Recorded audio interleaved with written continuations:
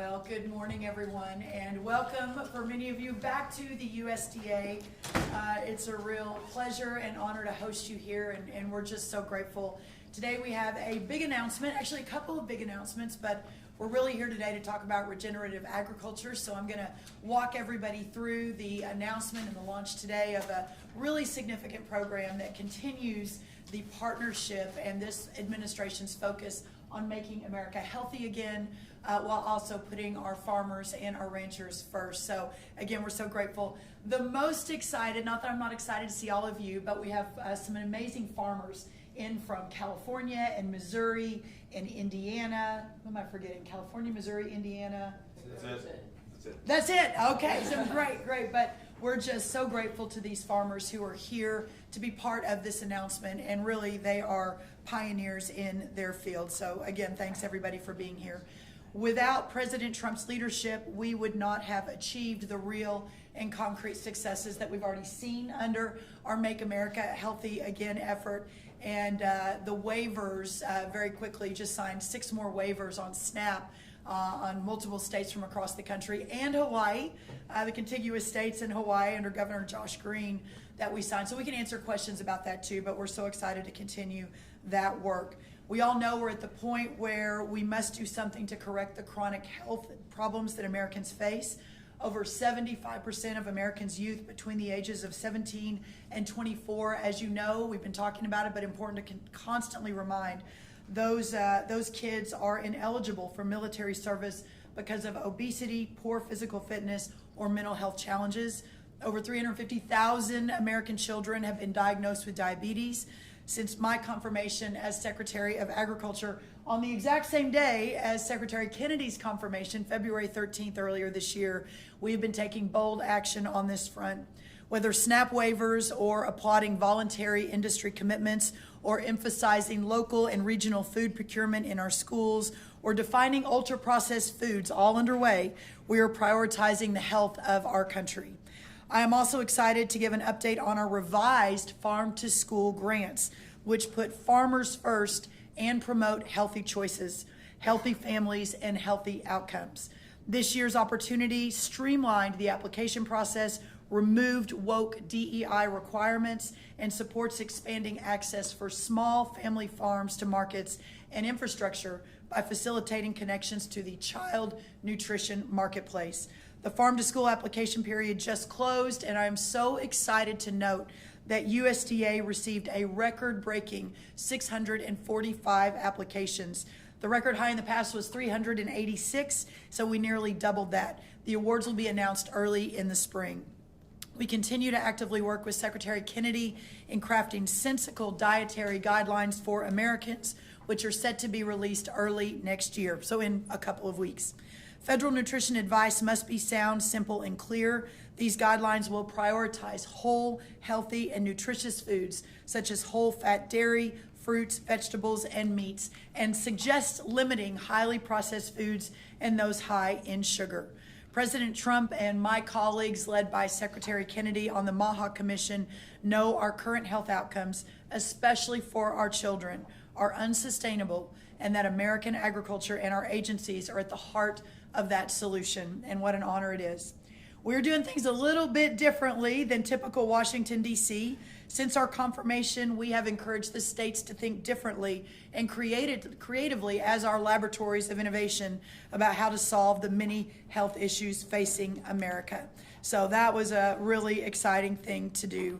We just finished signing several of those SNAP waivers, and we can take questions on that. Dr. Oz will talk a little bit about that, as Secretary Kennedy will.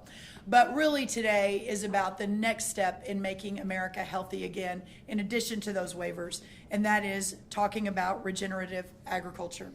Regenerative agriculture is a conservation management approach that emphasizes natural resources through improved soil health, water management, and natural vitality for the productivity and prosperity of American agriculture and all of our communities. Today, we are launching a new Farmer First Regenerative Agriculture pilot program, which will invest $700 million specifically to support regenerative agriculture. We will deliver this support through existing programs our farmers already know and already trust. Protecting and improving the health of our soil is critical, not only for the future viability of farmland, but to the future success of American farmers. In order to continue to be the most productive and most efficient growers in the world, we must protect our topsoil from unnecessary erosion and boost the microbiome of the soil. Today's announcement encourages these priorities while supporting farmers to transition to regenerative agriculture if they so choose. This is a Farmers First pilot program and the first of its kind. The pilot brings USDA's Natural Resources Conservation Service, or NRCS, we have our incredible leaders here, Aubrey Betancourt, back to its core mission, helping people help the land through whole farm, outcome-based voluntary conservation that our producers trust. For too long, our conservation programs have been severely fragmented. This pilot replaces that fragmentation with one unified process that evaluates everything at one time. Whole farm planning is the centerpiece, ensuring that all resource concerns such as soil, water, and natural vitality are addressed together, not one piece at a time. Producers will benefit from a single application, reducing red tape and making conservation easier to access and our programs more impactful. As President Trump has done since day one, we are committed to restoring America's natural strength by empowering producers with simple outcome-based tools. Producers at every stage, from beginners just starting with cover crops to advanced operation with years of conservation experience, many of those are represented by our farmers today, will find a pathway through this pilot. Each producer's results will be measured and credited back to the farmer through an outcomes report, recognizing and rewarding improvements they achieve on their own land. This initiative puts American farmers first as part of the solution to make America healthy again, but by supporting access to American-grown whole foods that are critical to addressing the chronic disease crisis nationwide. Using the Sustains Act, we will bring corporate, label, and supply chain partners directly into partnership with NRCS, supporting regenerative agriculture adoption, farmer recognition, and consumer education. Because success depends on strong partnerships, we will expand work through our technical service providers and local organizations to meet demand. In addition, the Office of Urban Agriculture and Innovative Production, supported by their advisory committee, will extend regenerative priorities into cities and urban areas and urban communities across our great country, again aligning with the MAHA agenda. And many of those places in our country, as you know, are those that are facing the most severe crisis regarding nutritious foods and access to nutritious foods. This new pilot is about results that last. It will make our farms more productive, our land healthier, and our water cleaner. Again, we're so grateful to everyone for being here. At this point, I'd like to turn it to my great partner in all of this work, Secretary Bobby Kennedy. Thank you all again for being here, and we will be answering questions. Thank you very much, Secretary Rollins. This is the fulfillment of a promise that we made in the MAHA report. The MAHA report, which we released 2.5 months ago, has 120 recommendations for how to transition, how to eliminate the chronic disease epidemic and transition to a healthier America.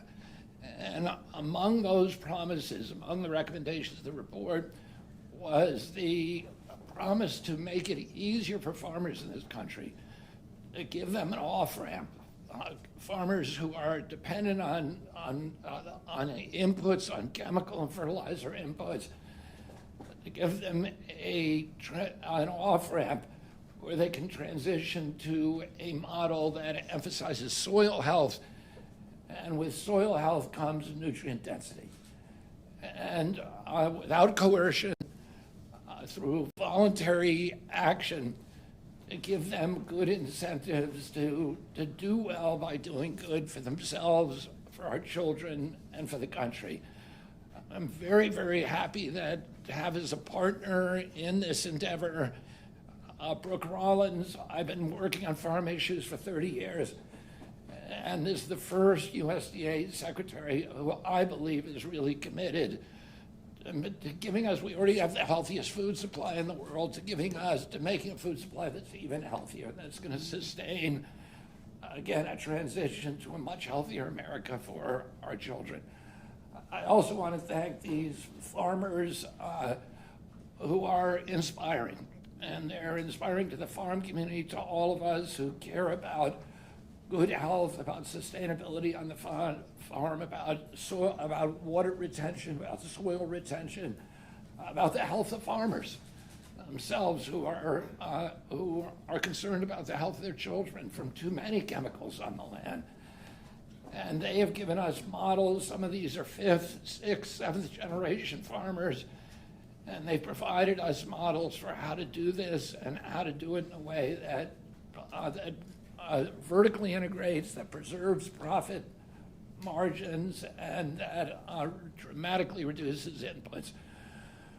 So I want to thank, again, Brooke Rollins, Secretary of USDA, for making this happen, for her commitment to making America healthy again. And I'm going to introduce my partner and friend, Mehmet. They are too humble to say it themselves, but Brooke Rollins and Bobby Kennedy are amongst the 2 most innovative secretaries in modern history, and it is your leadership that makes what you're hearing today possible and feasible for people like me who run agencies to actually march forward to accomplish the kinds of goals that they're outlining. Let me give you 2 major examples of how this is playing out right now. The first is the Rural Health Transformation Fund, which, as many of you have been following, received grants from all 50 states, requests for grants for all 50 states. We have just started to get the scores back from grading these applications, which are done by outside experts, and we will allot all that money by the 31st of this month. One of the ways that you get the money is by applying for SNAP waivers.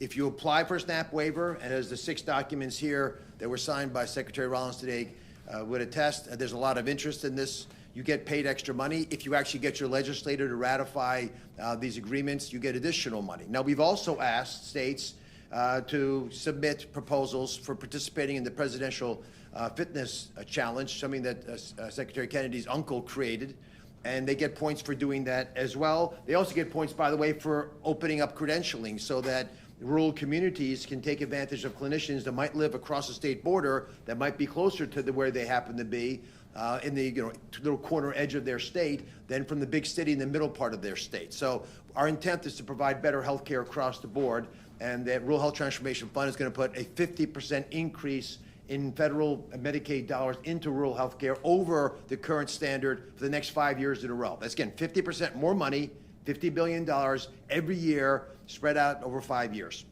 The second big issue is to build demand. As regenerative farming and other tools are coming to the forefront, and higher quality foods are quantitated with the plans that Secretary Kennedy is pushing forward with the dietary guidelines, we want to make sure there's a voracious appetite, metaphorically and in reality, for these tasty and nutritious foods. And eating those foods makes you healthier and will save the taxpayers money, because Medicare and Medicaid won't have to pay out so much in healthcare claims. You either pay for it in food or you pay for it in healthcare expenses. We therefore are pushing both in Medicaid and Medicare for clinicians to talk in their annual wellness visits with with kids if they're pediatricians, and with adults if they're primary care providers and general practitioners. And they get points, they get bonuses if they have these conversations teaching about healthy food. But it's even more provocative, I believe, now, is we have the ability to incentivize plans like Medicare Advantage plans, which cover 34 million Americans, to provide in the supplemental benefits that they give for chronically ill patients, which is now 34% of all beneficiaries. That's a doubling since last year.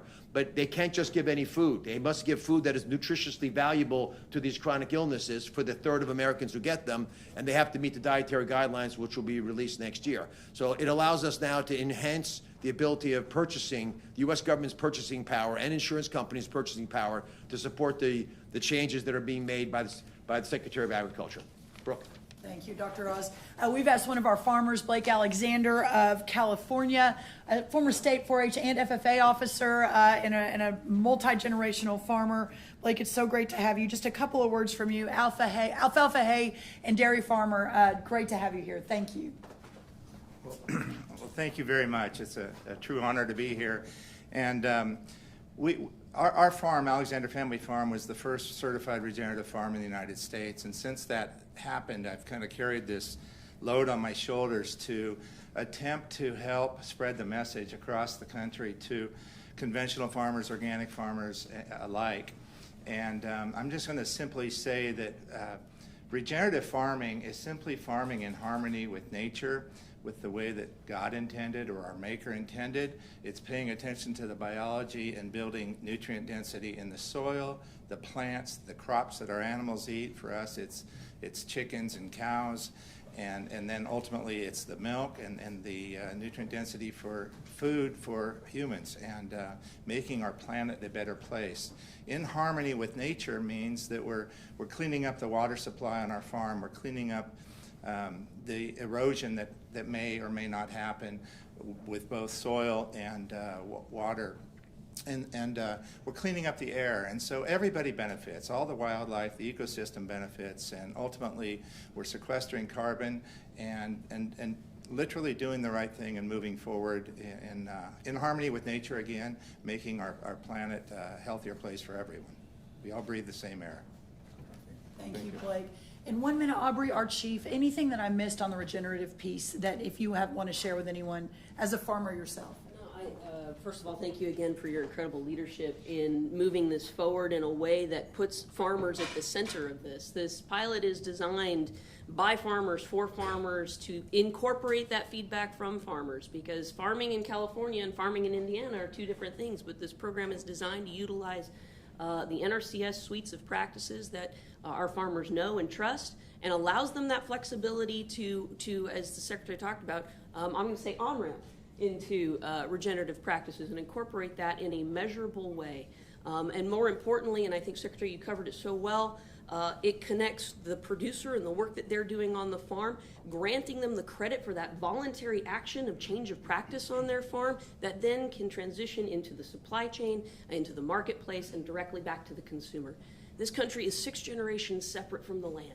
And this is an opportunity for us to bridge that gap together, and again, by looking at this holistically from on-farm planning all the way through the supply chain to the consumer. And so we're looking forward to rolling out this program in a way that farmers know, can trust, working with the NRCS offices and staff across the country in almost every county of the country to provide that technical and financial assistance to them, and again, ensure that they are credited back and seen as the solution and not the problem. So thank you so much. Thank you. And our great Undersecretary Richard Fordyce has joined us as well. All right, we'll take any questions. First up is Mike Pearson. Mike Pearson. Please state your name and outlet. Farm Progress. Farm Progress. There you are. Secretary Rollins, can you tell us what kind of criteria the NRCS will be using to assess these regenerative pilot projects?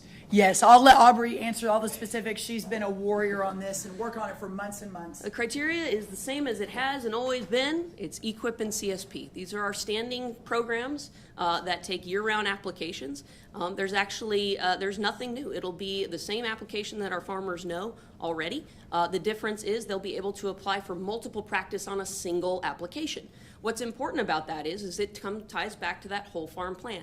The idea being that we're going to look at all of the resource concerns on the property at one time instead of drive-by conservation, where we're only looking at maybe soil health here and maybe in a few years we're going to look at water management.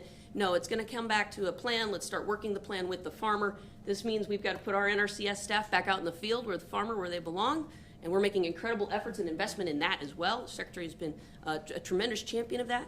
But this is the same EQIP and CSP rolling contracts as we have all throughout the year. Thank you. Yes, sir. Hi, I'm Mark Heller, EAD News. Yes. Madam Secretary, I think I heard you mention urban agriculture and also technical assistance.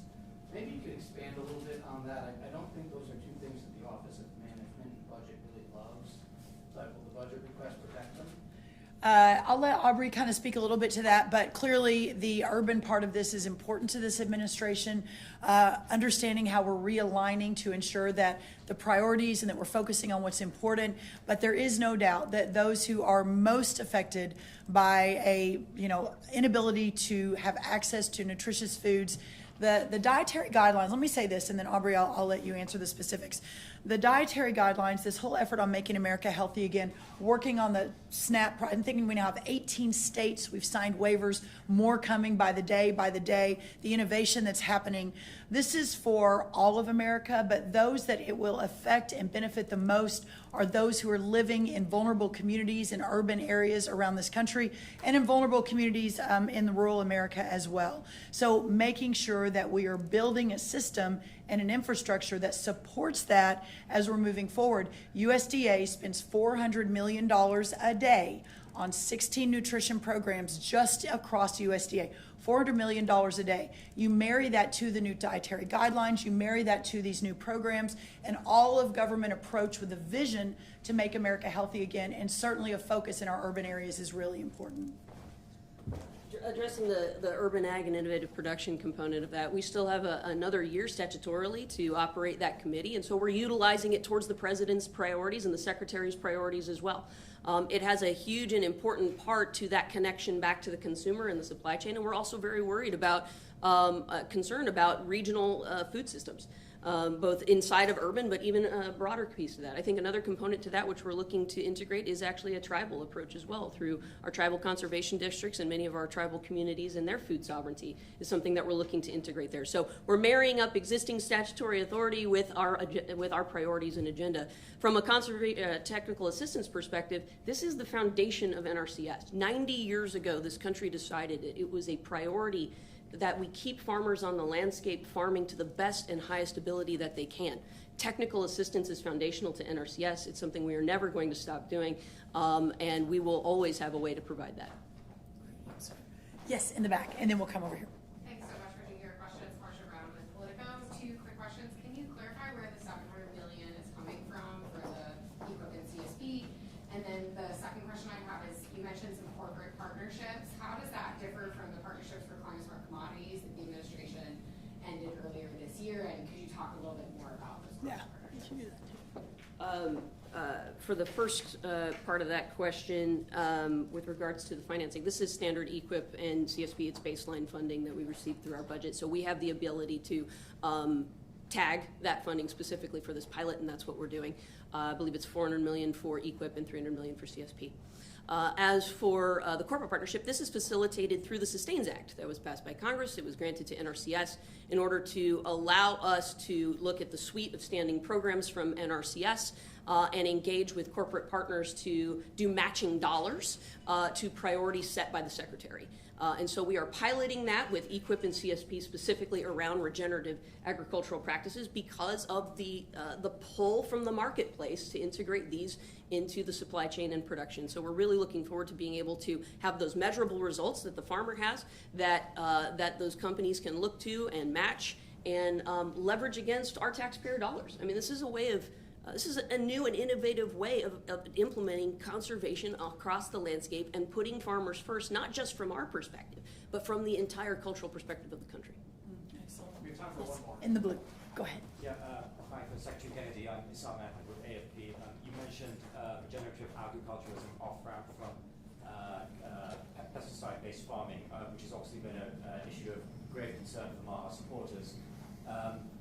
Do you see the recent approvals of pesticides and PFAS chemicals as potentially threatening the sort of key pillar of support that has been there for President Trump in terms of your MAHA movement? I don't think so, and we're in discussions with Lee Zeldin at EPA, and we're very, very confident of his commitment to make sure to reduce toxic exposures to the American people.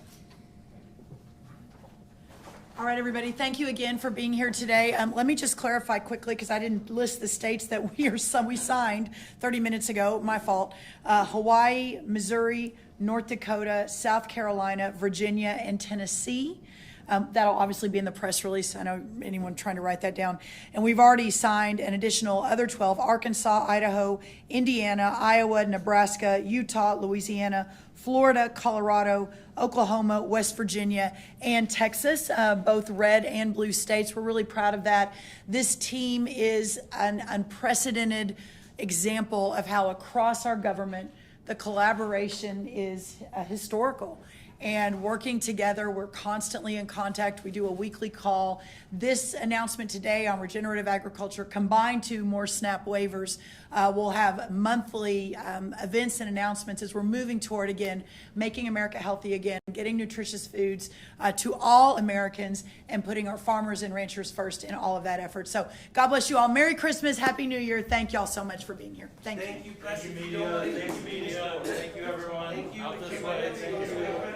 Thanks, everyone. Please exit. Thank you, everyone. Thank you. Thanks, y'all. Thank you, guys. Thank you. Thank you.